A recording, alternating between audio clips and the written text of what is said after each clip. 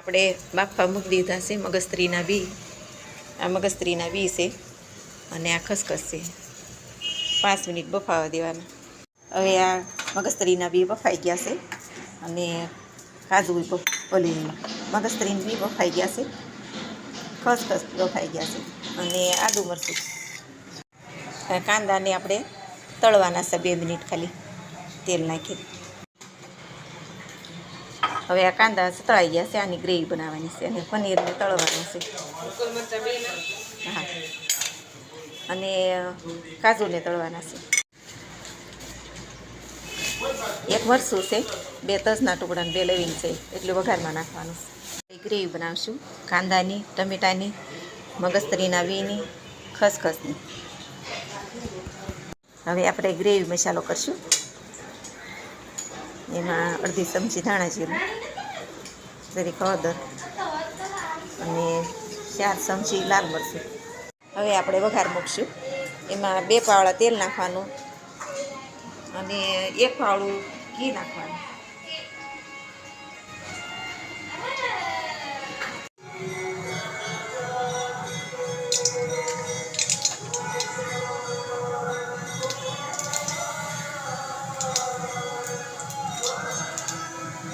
આદુ મરચાં તજ લવિંગ ને આ બધું વઘારમાં નાખી દીધું છે.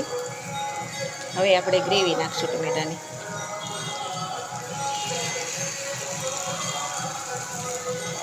તેલ છૂટું પડે ત્યાં સુધી સડવા દેવાનું ટમેટાની ગ્રેવી. આપણે ગ્રેવી વઘારવા મૂકી દઈશું.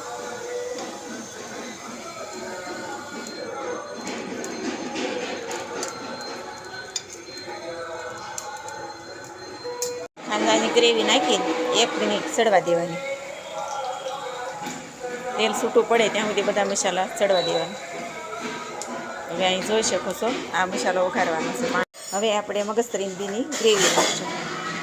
જોઈ શકો છો કાજુ, મગજતરી અને ખસખસ 3ની ગ્રેવી બનાવી છે. તો આ ગ્રેવી આપણે એક વાટકી મિક્સ કરીશું. તળવા માટે અડધો ગ્લાસ પાણી નાખશું. હવે ગ્રેવી સડી ગઈ છે તો આપણે શાકમાં મિક્સ કરશું. જોઈ શકો છો આ રીતે મિક્સ કરવાનો, કલર સારો પકડાય. કાજુ આપણે તળેલા નાખી દીધા છે. હવે પનીર નાખશું.